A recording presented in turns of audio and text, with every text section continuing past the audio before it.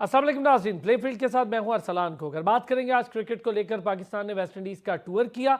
West Indies का tour Pakistan के लिए किसी लिहाज से अच्छा और किसी लिहाज से बुरा रहा। किस लिहाज से बुरा रहा? कुछ डिसीजन मेकिंग है, कुछ सिलेक्शन पर बात है, कुछ खिलाड़ियों की परफॉर्मेंस को लेकर है, कुछ बड़े खिलाड़ी उनकी परफॉर्मेंस को लेकर है। हमारे लोअर मिडल ऑर्डर और मिडल ऑर्डर के मसाइल जूं के तू हैं हमारे साथ जुड़े हुए हैं, इसको लेकर बात करेंगे। कप्तानी को लेकर एक बार फिर बात शुरू हो गई है और इतनी लंबी बहस चल निकली है कि शाहीन शाह अफरीदी को ये कहना पड़ा कि अभी तक तो मैं ही 2027 के वर्ल्ड कप का कप्तान हूँ। अभी तक तो यानी उन्हें भी अंदाज़ा हो रहा है कि पाकिस्तान में इसी तरह कप्तान आते हैं और रातों रात बदल जाते हैं, बल्कि घंटा पहले भी बदल जाते हैं, किसी को पता नहीं चलता है। तो इसलिए उनको भी खदशात हैं। क्यों हो रही है कप्तानी को लेकर बात, इस पर भी करेंगे। वेस्ट इंडीज़ के पूरे टूर पे बात इसलिए करना ज़रूरी है क्योंकि इसी टूर का अगला पार्ट होगा। हम अब इंग्लैंड में मौजूद हैं, हमारी टीम इंग्लैंड में मौजूद है, प्रैक्टिसेस वगैरह ये सब चल रहा है, मैचेस का आगाज़ होने वाला है। ये टेस्ट मैचेस की बड़ी इंपॉर्टेंट सीरीज़ होगी पाकिस्तान के लिए। क्यों होगी वो भी आपको बताऊंगा मैं। लास्ट मैच में हमने क्या किया है और लास्ट मैच में हमारा स्कोर कार्ड क्या रहा है, मैं ज़रा वो समरी चाहूँगा लाजमी आपसे डिस्कस करूँ, चूँकि ये वो समरी है जो आपके टेलीविज़न स्क्रीन पर चल रही है, जिसके मुताबिक हमने स्कोर करता देखा सिर्फ 3 खिलाड़ियों को पर इनिंग। इससे ज़्यादा स्कोर हमारे किसी खिलाड़ी ने नहीं किया। यानी 3 खिलाड़ियों से मुराद बाबर ने कर लिया, अजान अवैस ने कर लिया, अब्दुल्ला शफीक ने कर लिया, कभी शान मसूद ने कर लिया तो बाबर आजम ने कर लिया, और कभी ओपनर में किसी एक ने कर लिया, इमामुल हक ने एक कर लिया। तो बस ये 3 खिलाड़ी ही खेलते रहे हैं पूरी बैटिंग में। 3 से ऊपर की परफॉर्मेंस आपको हमारी टीम में नज़र नहीं आई, यानी कलेक्टिव एफर्ट नज़र नहीं आई। बॉलिंग की समरी भी आपके सामने है, आपकी टेलीविजन स्क्रीन पर। मोहम्मद अब्बास एक एक्सपीरियंस बॉलर हैं और उस्मान शनवारी ने बहुत अच्छा कहा है, मैं बड़ा खुश हुआ उनकी बात से। उन्होंने कहा है हम स्पीड के चक्कर में अब्बास के 4 साल ज़ाया कर चुके हैं उन्हें बाहर बिठा के। यही स्पीड आपके किसी काम नहीं आ रही। हारिस रऊफ शाहीन आप खिला रहे हैं, किसी काम नहीं आ रही। अब्बास 4 विकटें 5 विकटें हर इनिंग में आपको निकाल के दे रहा है। और फिर हमारी राइट सिलेक्शन ऑफ स्पिनर्स क्या होनी चाहिए। अली उस्मान ने बहुत अच्छा परफॉर्म कर दिया आखिर में, और कैसे किया वो वसी ठीक कह रहे थे कि 2 स्पिनर आप खिलाएं तो आपको अंदाज़ा होगा अली उस्मान की परफॉर्मेंस क्या है, क्योंकि उसको एक सपोर्ट और एक सिस्टम समझ आएगा। और एक एक्सपीरियंस बॉलर साजिद खान खेला तो आप अली की भी 4 विकटें हमें नज़र आ गई। तो हमने बड़ी डिटेल डिस्कशन करनी है बॉलिंग को लेके, बैटिंग को लेके, कैप्टनसी डिसीजंस को लेके, आगे आने वाले वर्ल्ड कप को लेके। वेस्ट इंडीज़ 2027 के वर्ल्ड कप से बाहर हो गई है, क्वालिफाई नहीं कर पाई है। अब क्वालिफाई करना पड़ेगा वेस्ट इंडीज़ को 2027 के वर्ल्ड कप के लिए। तो ये वेस्ट इंडीज़ के लिए बड़ा मुश्किल मरहला होगा। और अभी अभी वेस्ट इंडीज़ की एक टेस्ट में बहुत अच्छी परफॉर्मेंस थी, उसके बाद एक तरह झटका लगना ये थोड़ा सा एक बैकफुट पे जाने वाली बात है। बट वेस्ट इंडीज़ एक रेजिलियंट टीम है, बहुत अच्छा खेलती आ रही है। डेरन सैमी उनके साथ जुड़े हुए हैं, मुसलसल उनकी टीम को गाइड भी कर रहे हैं, प्लेयर्स भी अच्छे आ रहे हैं। तो हम इस पर क्वालिफिकेशन पर भी बात करेंगे। वसी शाह ने हमें ज्वाइन किया है। वसी बड़े शानदार स्पोर्ट्स जर्नलिस्ट हैं, हमारा रेगुलर पैनल भी हैं और स्पोर्ट्स एनालिस्ट भी हैं। बहुत शुक्रिया वसी, स्पोर्ट्स की बड़ी शानदार प्रेजेंटर और बड़े यंग डायनामिक स्पोर्ट्स जर्नलिस्ट, और हमारा रेगुलर पैनल भी नूरिश खान, उन्होंने भी हमें ज्वाइन किया। बहुत शुक्रिया दोनों हजरात का। वसी, पहले ज़रा बात करेंगे हम, चूँकि ये जो समरी दिखाने का मकसद था वो ये था कि हमें ये याद रहे कि हमने जो जीत हासिल की है उस जीत में 2 स्पिनर का किरदार है और 3 बैटर्स का किरदार है। यानी आप अगर निकालें कि 11 खिलाड़ी 2 इनिंग खेल रहे हैं तो उसमें सिर्फ 5 खिलाड़ी, यानी 20 बार हर बंदे को मौका, एक एक 2-2 बार मिला, तो 20 बार 10 और 10 20 बार मौका मिला पूरी टीम को, 20 बंदों को एक 2 बार खेलने का। उसमें 5 खिलाड़ी परफॉर्म करते हैं और 15 दफ़ा बाकी खिलाड़ी फेल हो जाते हैं, जो समझने की बात है। तो मैं ज़रा चाहूँगा हम बैटिंग पे पहले बात कर लें, फिर हम स्पिन ट्रैक और इन सारी चीज़ों पर बात करते हैं। बहुत शुक्रिया आपने मधु। क्या देखें, प्रॉब्लम हमारे साथ यही रहती है कि इमामुल हक का इस पूरे टूर्नामेंट में, पूरी सीरीज़ में 1.50 है, और हम जिस कैलिबर का इमाम प्लेयर है वो हम उससे बहुत ज़्यादा एक्सपेक्ट करते हैं। और फिर उसके बाद मैं लास्ट टाइम भी बात की थी, अब रिपीट करूँगा क्योंकि मामला थोड़ा सा सीरियस है। वो ये है कि आपने अब्दुल्ला शफीक को कम बैक पर 1 डाउन पोजीशन पर खिला दिया, जहाँ पर उसने कभी नहीं खेला टेस्ट मैचेस में भी, और वो वैसे भी नॉर्मली भी ओपन करता है। लेकिन परफॉर्म बहुत अच्छा करे सर। अब दोनों इनिंग की बात करूंगा। देखें, मैं आज हम यहाँ पे बैठ के उसकी तारीफ कर रहे हैं। 1 गुड बॉल 10 रन 15 रन पे वो आउट हो जाते तो हम ही लान तान भी कर रहे होते। तो प्रॉब्लम ये है कि आप जब प्लेयर को उसकी but one good ball could face on the open as well, तो आप उसमें भी तो फेस कर ही सकते थे। वो अपनी पोजीशन पे खेले तो मुझे कोई एतराज नहीं है, लेकिन और पोजीशन पर भी देखें, आपको पोजीशन चेंज करनी पड़ती हैं, एक एक नीचे आना पड़ता है। अगर आपके पास ऊपर कोई सईद अनवर जैसा प्लेयर मौजूद हो ना, इमामुल हक के लिए तो आप सेक्रीफाइस नहीं करवाते अपने प्लेयर्स को और उनकी पोजीशंस को। ये मेरा पॉइंट था। इमाम ने अब देखें आखिरी में, ठीक है, सारी आग लगता है इमामुल हक की बारी है। तीन इनिंग्स आप छोड़ देना, इमाम ने जिस तरह का शॉट खेल के वो आखिरी इनिंग में आउट हुआ जहां पे आपने 100 रन ऑलमोस्ट करने थे और आप फिनिश करके मैच जाते जिस तरह बाबर और अब्दुल्ला ने इन दी एंड किया 77-75 रन पे भी। तो आप देखें, आप वो काम नहीं करते और आप एक स्लिप लगी हुई है, थर्ड स्लिप पे, और आप उसमें कैच दे देते हो। तो ये चीजें, फिर उसके बाद ऑलमोस्ट बहुत अच्छा परफॉर्म किया। अजान पे मैं अभी इतनी बात शुरू से पहले दिन से जब उसने 100 किया था, मैं तब से कह रहा हूं कि अगर इसको 5 से 6 टेस्ट मैचेस दे दिए जाएं तो उसके बाद हम इस पे बात कर सकते हैं, क्योंकि उससे पहले हमारे पास सैंपल साइज एक टेस्ट मैच 2-3 टेस्ट मैचेस का है, तो हम उस पर बात नहीं कर सकते। लेकिन वो परफॉर्म अच्छा कर रहा है, नजर आ रहा है। और ये नजर आना इज व्हाट मैटर्स, कि वो जितनी शॉट्स खेल रहा है वो कंपोज्ड खेल रहा है और अच्छी खेल रहा है, और यही चीज अच्छा, बड़े अरसे बाद कोई stylish left hander opening batsman आपको मिला भी है और बड़ा खूबसूरत बैट, और मुझे लगता है उसकी जो कैपेसिटी मुझे नजर आ रही है, if I am not wrong, आप उसकी यूटिलाइजेशन वनडे में भी कर सकते हैं। Sir I have seen him grow. मैं जब यहाँ पर पिंडी में ये एज ग्रुप के मैचेस होते थे तो आई वाज देयर, तो अजान अवैस को मैंने अंडर 19 से पहले से देखता हूँ, मैं इसको मैं वहाँ से जानता हूँ। तो ये बच्चा वहाँ से आया हुआ है और बहुत अच्छा है, एक सिस्टम के तहत, जैसे समीर बिन हास एक सिस्टम के एग्जैक्टली। लेकिन हमारा प्रॉब्लम वही है कि हमारा प्रॉब्लम मिडिल ऑर्डर है, जहां पर सलमान सर अली उस पे हम अलग ना उस पे तो एक पूरा आज हम सेगमेंट करने वाले हैं। मिडिल ऑर्डर, सिर्फ मिडिल ऑर्डर, ठीक है, हम ना बॉलिंग पे बात करेंगे ना, वो पूरा सेगमेंट मिडिल ऑर्डर को लेके करेंगे। अब देखें, बाबर को मतलब एक फॉर्म, बाबर का फॉर्म में होना पाकिस्तान के लिए 50% चीजें आसान कर देता है, ठीक है। वो T20 हो, वो वनडे हो, वो टेस्ट हो, और अगर बाबर आजम फॉर्म में है that means your team is in a good place. और जब आपका और फिर मैंने बहुत ज्यादा तनकीद की बाबर आजम की कप्तानी लेने पर, लेकिन अगर आपका कप्तान फिर पॉजिटिव, देखें किसी चीज के प्रोज भी होते हैं तो कॉन्स भी होते हैं, तो अगर बाबर आजम परफॉर्म करता है और ही इज द कैप्टन, तो फिर वो और ज्यादा चीजें आसान हो जाती हैं। और आगे वर्ल्ड टेस्ट चैंपियनशिप की, जिस तरह आपने इंट्रो में कहा कि बहुत इंपॉर्टेंट सीरीज आ रही है इंग्लैंड के खिलाफ, मतलब मुझे ये लगता है कि इस पूरे साइकिल की सबसे टफ सीरीज है पाकिस्तान के लिए। लेकिन एट द सेम टाइम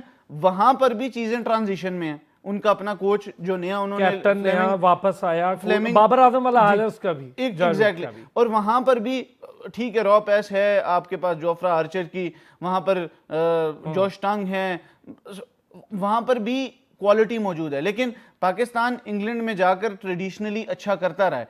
अब कितना हम अपने आप को अप्लाई करते हैं वहां पर, और कितना हम इस चीज से, अच्छा ये बड़ा मजे का चैप्टर है वैसे इस पे हम ना इन दो कंडीशंस की बात करते हैं। वेस्ट इंडीज एक बिल्कुल डिफरेंट कंडीशन है, अच्छा वो एशिया से भी डिफरेंट कंडीशन है, मतलब कोई उसमें मुमासलत नहीं थी एशिया जैसी, और वो यूरोप से यानी सेना कंट्रीज से भी डिफरेंट कंडीशन है। उसकी रीजन चारों तरफ पानी है और ह्यूमिड लेवल जो एनवायरनमेंट होता है उसमें बॉल बैट पिच इसका बिल्कुल डिफरेंट बिहेवियर होता है। इवन वहाँ धूप का बिहेवियर बहुत डिफरेंट होता है।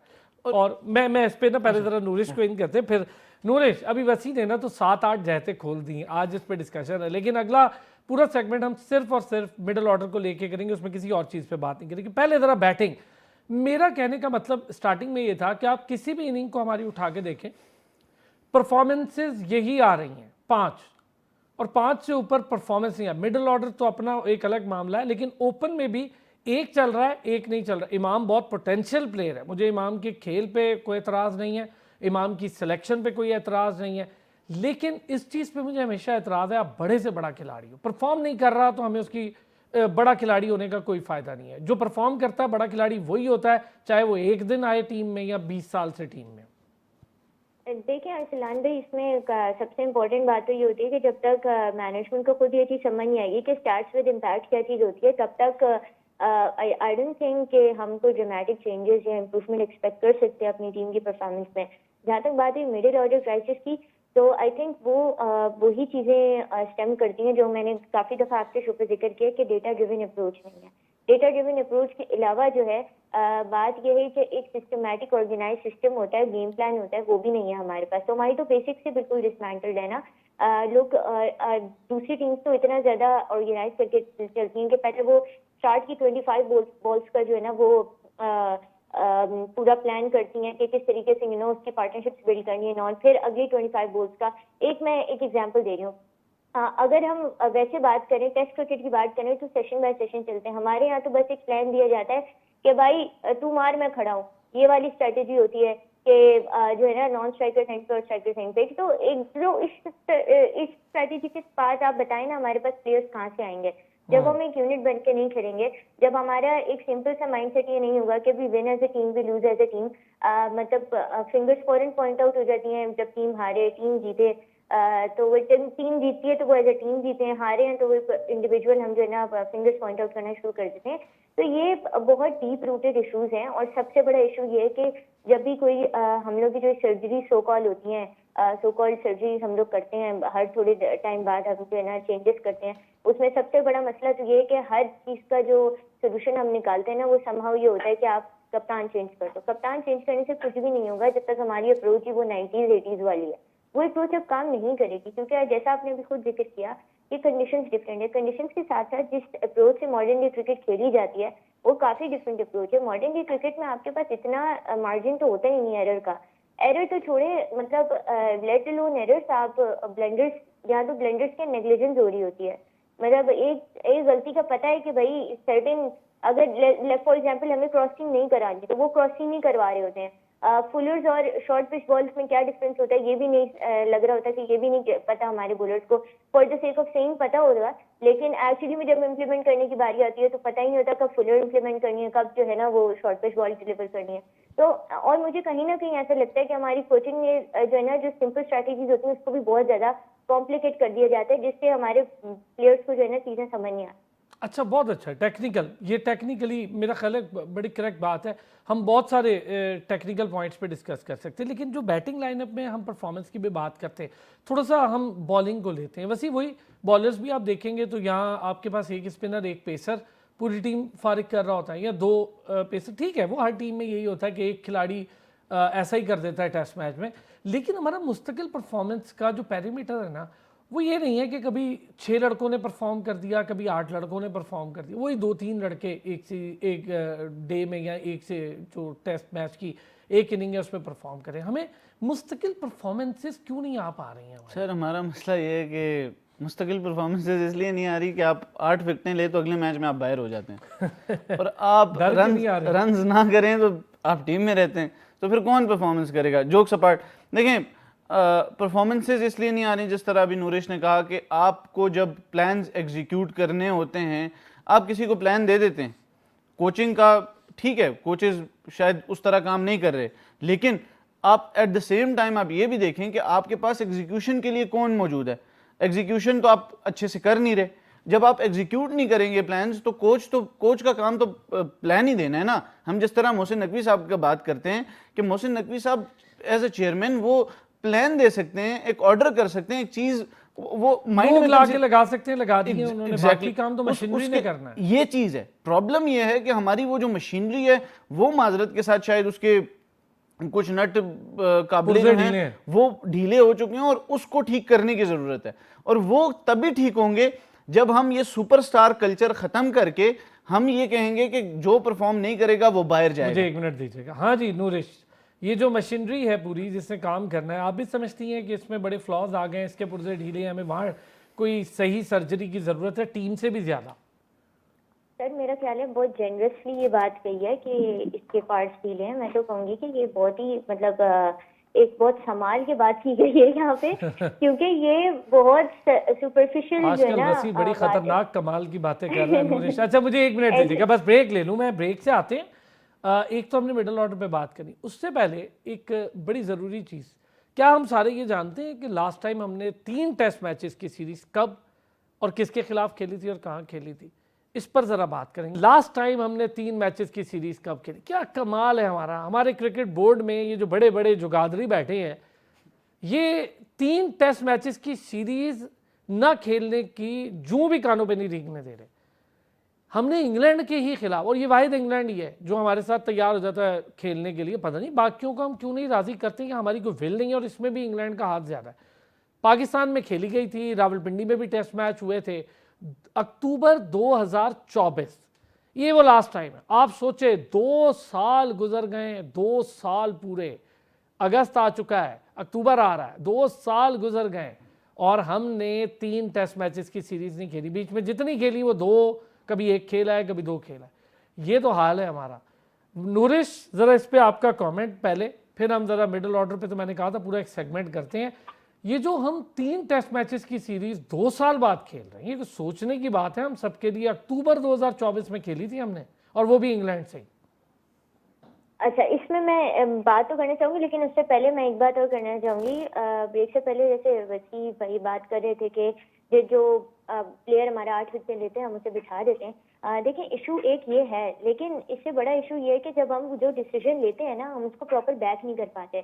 आपके शो पे हमने कुछ टाइम पहले जब ये डिसीजन लिया गया था अब्बास को बिठाने का, तो इस पर हमने बड़ी डिटेल डिस्कशन भी की थी, और मैंने उसमें एक बात कही थी कि मैनेजमेंट ने ये डिसीजन इसलिए लिया है कि उनको था कि रॉ पेस से कॉम्प्लीमेंट करने के लिए कोई ऐसा प्लेयर हो जो क्लॉक ही 130 kph पे करता हो। लेकिन जो बॉलर आप लेके गए 130 kph पे क्लॉक करने वाला, आपने उसको प्रॉपर गाइड ही नहीं किया कि भाई कंडीशंस जब चेंज हो, पिच की नेचर चेंज हो, तो आपको किस तरह अडेप्ट करना है। उसमें अगर तो अब्बास को साथ खिला देते ना, तो शायद वो गाइड कर देते अब्बास भाई। एग्जैक्टली यही बात फिर इसमें आती, यही बात फिर इसमें आती है कि या तो आप फिर कोई डिसीजन लो तो उसको प्रॉपर आप रेडी रहो कि उसको 100 या 200% आपको श्योर रहना चाहिए कि आप जो डिसीजन ले रहे हो वो ठीक है। अब इस केस में तो ये बिल्कुल श्योर नहीं थे, हाफ बेक डिसीजन लिया गया, और जब हाफ बेक डिसीजन लिया गया तो फिर उसके कॉन्सिक्वेंसेस भी सबने देखे। तो या तो अपने जो डिसीजन लिए उसको बैक करें, या फिर वो डिसीजन ले ही ना जो रिस्की है। अगर आपको अब्बास को थोड़ा सा मार्जिन ऑफ एरर देना चाहिए था कि वो बेशक 130 kph पर क्लॉक नहीं करता, ज्यादा उनकी पेस आती है, लेकिन वो एक ऐसा प्लेयर है जो इंग्लिश कंडीशंस पे खेल रहा है, तो उनको डिफरेंट जो चैलेंजिंग कंडीशन है उनसे डील करना आता है। तो अब्बास जो है वो उसको कॉम्प्लीमेंट कर सकता था, रॉ पेस को अपनी थोड़ा चेंज ऑफ पेस के साथ मिला के अच्छे से एक अच्छा जो है ना डुओ उनका बन सकता था। अच्छा, ये बात। दूसरी, आपने टेस्ट मैच की बात की, तो यहाँ पे मैं एक और चीज मेंशन करना चाहूंगी। 2024 में जब इंग्लैंड ने हमारे खेला था ना टेस्ट मैच, तो एक ऐसा प्लेयर था जिसको कॉल अप किया गया था, और वो एक ही दफा कॉल अप करके उसको बिठा दिया गया, दैट इज मेहरान मुमताज। तो मेहरान मुमताज का उसके बाद कोई जिक्र नहीं था, और फिर everyone knows how able of a bowler he is. तो अगर उनको हम थोड़ा आपने नाम लिया, ठीक है, यंग है, अच्छा है, पर मुझे नहीं लगता कि सुफियान मुकीम पे उसको फौकियत दें। अभी बड़ा टाइम है। और मेहरान के बारे में देखिए, अभी फिलहाल सोचे ये आपके एक फ्रेंचाइज है, फ्रेंचाइज में तो कोई पॉलिटिक्स नहीं होती ना, वो तो पैसे खर्चते हैं। फ्रेंचाइज क्रिकेट भी उसको अगर मौका नहीं दे रही और उस पर किसी और को फौकियत दे रही है, थोड़ा सा प्लेयर को अपने ऊपर भी काम करने की ज़रूरत है, हमें बुरा नहीं मानना चाहिए। और मैं उसके बड़े हक में हूँ, बहुत अच्छा बॉलर है, बड़ा अच्छा टैलेंट है वो, थोड़ा सा ग्रूम देखिए, पूरा पाकिस्तान आपको मेहरान की बात नहीं करता नजर आएगा, सुफियान की करता नजर आएगा। क्वालिटी वाइज मैं समझता हूँ सुफियान उससे ऊपर है, उसको शायद मौका देना बहुत बनता है, और टेस्ट में भी बनता है, कोई बुरी बात नहीं है। जब आप अबरार को ला सकते हो, ऑर्थोडॉक्स है, बिल्कुल डिफरेंट है, उसको ला सकते हैं, तो आप सुफियान को ले आए, प्रॉपर एक बॉलर है। लेकिन 3 टेस्ट मैचेस, वही बात वही है। वसी भाई सर देखिए, पहले तो मेहरान पे बात करूं, ये दोनों सुफियान और मेहरान ऑलमोस्ट एक लीग एक साथ साथ आए हैं, ठीक है। लेकिन सुफियान ने अपने ऊपर बहुत ज़्यादा मेहनत की, और सुफियान एक पॉइंट ऐसा आया था, आप बेहतर जानते हैं कि मैं इन दोनों के साथ खेल चुका हूँ, I had the privilege of playing with both of them. Mehran ने अपने आप को ग्रूम नहीं किया, माजरत के साथ, मतलब आप भी उसके बहुत बड़े एडवोकेट रहे हैं, हम खुद, मैं उनके साथ खेला भी हूँ, लेकिन उन्होंने खुद को इम्प्रूव नहीं किया in terms of bowling as well, और इन टर्म्स ऑफ एक और चीज जो होती है जो शायद कहीं रुक गया। हाँ जी, वो रुक गए हैं, और सुफियान बहुत आगे निकल गया।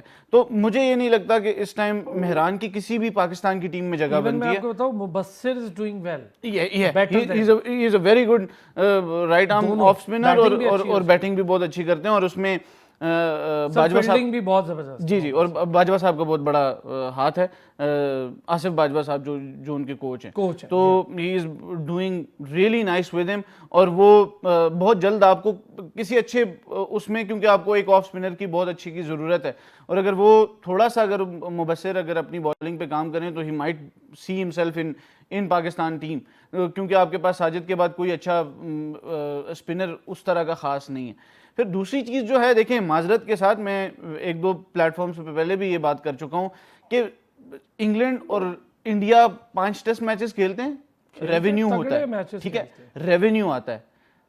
तो पाकिस्तान की परफॉर्मेंस का मार्जिन आता है, आपको क्या पता है एक टेस्ट मैच में लड़के ने क्या किया, अगले में उसको 1 साल बाद मौका मिले तो क्या परफॉर्मेंस आप, तो ये तो आपने खुद अपनी परफॉर्मेंस इनहेंस करनी है ना। बिल्कुल। आजकल कमर्शियल दौर है, कमर्शियल दौर में आप ये नहीं कह सकते कि एक टीम है।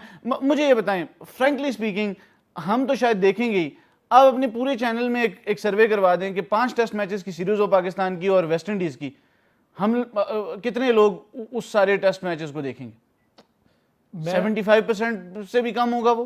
बिल्कुल ऐसा, ठीक है। तो ये चीज है, 20% लोग भी उन टेस्ट मैचेस को नहीं देखेंगे, और जब नहीं देखेंगे तो रेवेन्यू नहीं आएगा, कमर्शियल्स नहीं आएंगे, और कमर्शियल्स नहीं आएंगे तो ये इंग्लैंड न्यूजीलैंड से खेले ना टेस्ट मैच, देखें हम ये बोर्ड का काम है ना, हम न्यूट्रल्स हैं।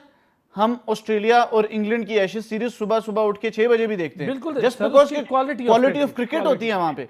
आप पाकिस्तान की इंग्लैंड के खिलाफ 3 टेस्ट, वो भी इंग्लैंड इसलिए करता है कि वहां पर पाकिस्तान की बहुत बड़ी कम्युनिटी है, वहां पे लोग आते हैं, टेस्ट मैच देखते हैं, और वहां पर उनको रेवेन्यू जनरेट होता है। और वो 3 टेस्ट मैचेस आप देख लें कि एक टेस्ट मैच लाजमी मैनचेस्टर में होता है। मुझे नहीं पता कि इस बार भी है या नहीं, क्योंकि मैनचेस्टर में बहुत ज्यादा पाकिस्तानी लोग हैं, ठीक है। एक मतलब टूर पे एक मैच लाजमी वहां पर, लेकिन देखिए ना 3 या 5 रिजल्ट ओरिएंटेड क्या है, आपने 2 मैच खेले, एक वो जीत गए, एक आप जीत गए, ये ड्रॉ होकर आ गए, आपका इंपैक्ट क्या पड़ा टेस्ट चैंपियनशिप पॉइंट्स?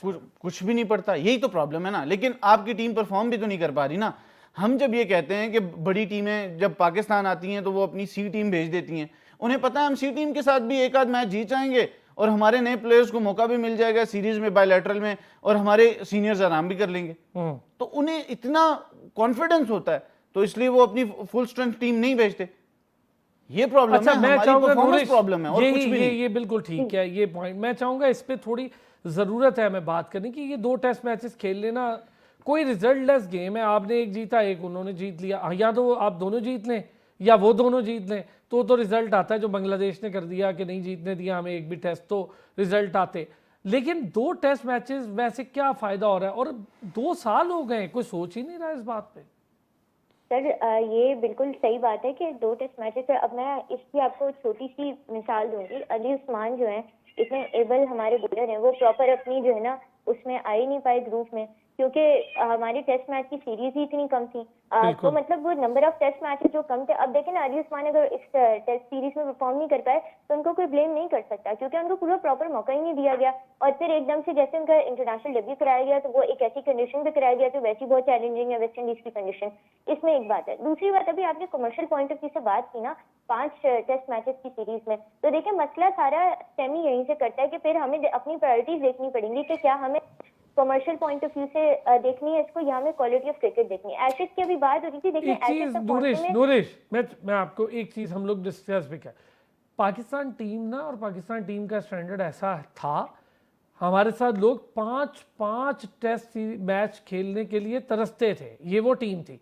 और ऐसे मैचेस होते थे, आपने ऑस्ट्रेलिया को पाकिस्तान में खेलते देखा जिसमें बाबर ने 196 किया था, वो टेस्ट पूरी दुनिया में सबसे ज्यादा देखे जाने वाले टेस्ट में से था, जिसमें यूनुस खान लारा का रिकॉर्ड तोड़ने जा रहा था। कराची टेस्ट पूरी दुनिया के कैमरास पहुंच गए थे कि आज यूनुस पता नहीं 400 कर जाएगा। तो ये चीज़ें हमारे पास थी। पाकिस्तान की टीम मिसबा की क़यादत में इंग्लैंड गई, दुनिया ने देखा, आपके पास कमर्शियल की कमी नहीं थी, आपने स्टैंडर्ड ऑफ क्रिकेट भी लूज़ किया है। दूसरा जो इंटरेस्ट है फैंस या व्यूवर का, वो भी लूज़ किया है। 1-1, 2-2 टेस्ट मैच खेल के उनको पता ही नहीं चलता कि कब टेस्ट मैच हो रहा है, कब ख़त्म हो गया। कोई रिजल्ट आता है तो पता चलता है अच्छा एक वो जीत गए एक आप जीत गए, इसमें कोई अट्रैक्शन नहीं है।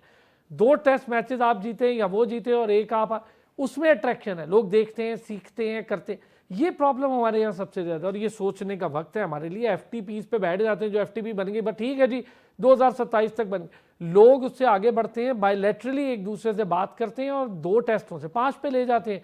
कोई कदगन थोड़ी ICC के कानून में कि नहीं जी बस हमने कह दिया तो इससे ज़्यादा नहीं हो। हमारे यहाँ प्रॉब्लम ये है कि इस तरफ कोई सोचता ही नहीं है। अब खैर, चूंकि मिडिल ऑर्डर एक बड़ा चैप्टर है, अब आते हैं जी मिडिल ऑर्डर, आप सबका बड़ा फेवरेट टॉपिक, मेरा भी बड़ा ही फेवरेट टॉपिक।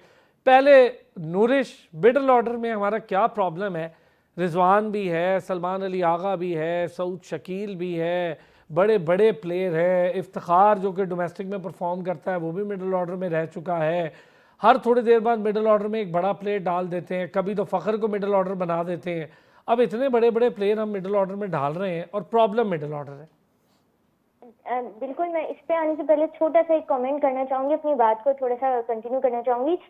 देखें, आई थिंक कि जब भी जैसे आप 5 टेस्ट मैचेस की बात कर रहे थे, तो आई थिंक देखिए वहां भी इशू क्या रहा है, कंसिस्टेंसी का। तो समवेयर सूनर और लेटर या वन वे और अनदर हमने कमर्शियल पर्सपेक्टिव को प्रायोरिटाइज किया ना, क्योंकि हमें पता है जैसे अभी बात हो रही थी कि 5 टेस्ट मैचेस की सीरीज को हार्डली 75% से कम लोग देखेंगे, तो हमने उस चीज को प्रायोरिटाइज किया rather than prioritising quality of cricket. अगर हम उस चीज से कंसिस्टेंटली गो फॉरवर्ड करते तो एक वक्त आता कि हमारे पास भी ऐसी क्वालिटी ऑफ क्रिकेट हो जाती कि आप बड़ी बात नहीं करूंगी लेकिन एशेज के लेवल तक तो नहीं, बट उसके के करीब करीब थोड़ी एंटिसिपेशन पाकिस्तान की सीरीज में हो सकती थी अगर हम नए टैलेंट को चांस देके मुसलसल उन्हें बैक करते और ये 5 टेस्ट मैचेस की सीरीज तक कंटिन्यू करते।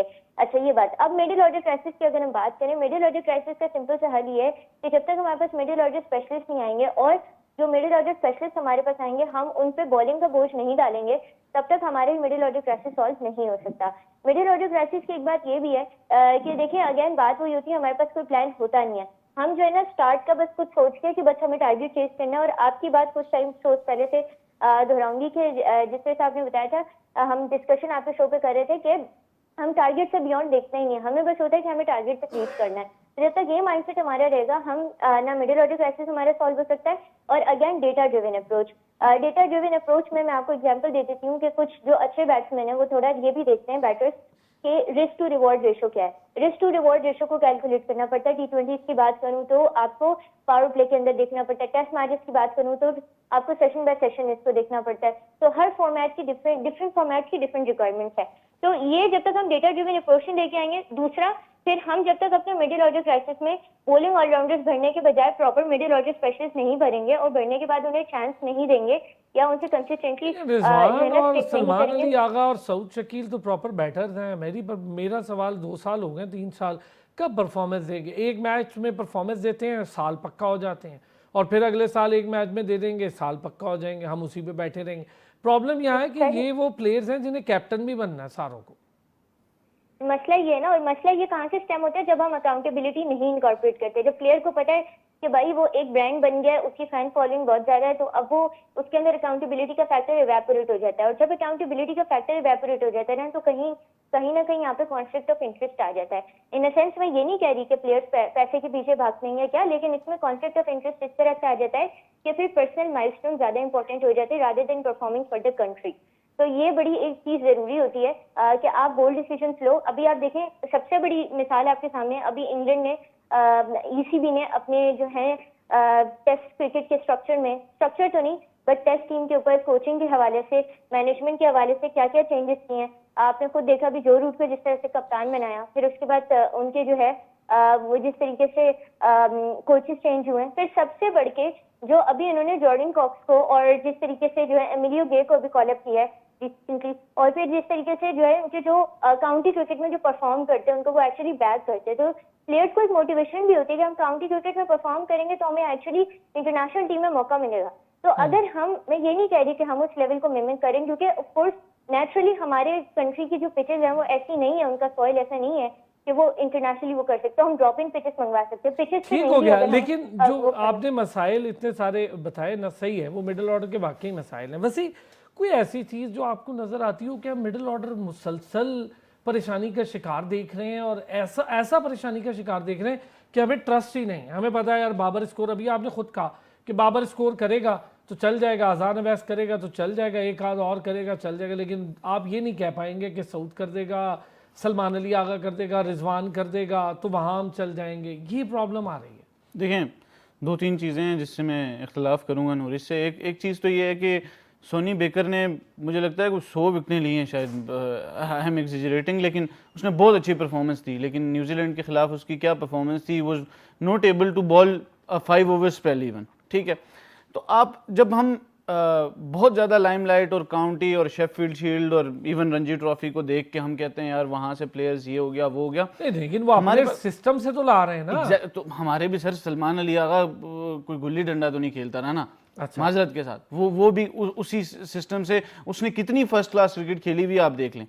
अभी इस वक्त परफॉर्म नहीं कर रहा, हम उस पर बात करेंगे, उसको तनकीद का निशाना बनाएंगे, लेकिन ये मोहम्मद अली के लिए, मोहम्मद अब्बास के लिए, इवन अभी रिजवान लास्ट टाइम देखें, जो प्लेयर कुछ अच्छा करता है परफॉर्मेंस वाइज नहीं हो रही वो एक अलग बात है, और उसकी जगह मैं फर्म बिलीवर हूं कि इवन गाजी गौरी से भी पहले रोहेल नजीर को इस टीम में होना चाहिए था। ये मैं 100 दफा ये बात कर चुका हूं, लेकिन उस बात पे सिस्टम से आने का मेरा मतलब ये था कि रोहेल को आना चाहिए, उस पे किसी और को फौकियत देके लेकिन आएंगे। आप वहां पर फिर आपके कप्तान कौन बैठे हैं, आपके कोच कौन बैठे हैं, वो भी तो देखें ना।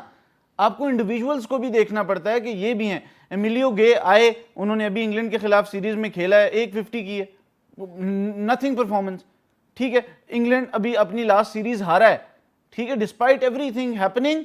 आप ये देख लें कि इतनी बड़ी टीम और वो हार गए। तो हम ठीक है अपनी टीम पे तनकीद करेंगे, लेकिन जब कंपैरिजन आता है ना बड़ी टीम्स के साथ कि फलां ये कर रहा है, फलां ये कर रहा है, द सिस्टम्स आर चेंज्ड। वहां पर और सिस्टम है, हमारा और सिस्टम है। हमारी अकाउंटेबिलिटी ऑब्वियसली नहीं है, लेकिन हम ये नहीं कहेंगे कि यार पाकिस्तान क्रिकेट, अब मिडिल ऑर्डर पे मैं आता हूं, Babar Azam is a specialist number 4, इसमें कोई दो राय तो नहीं है ना, ठीक है। Rizwan is a specialist number 5, इसमें कोई दो राय नहीं है। Salman Ali Agha is a specialist number 6, इसमें कोई दो राय नहीं है। यही मिडिल ऑर्डर होता है।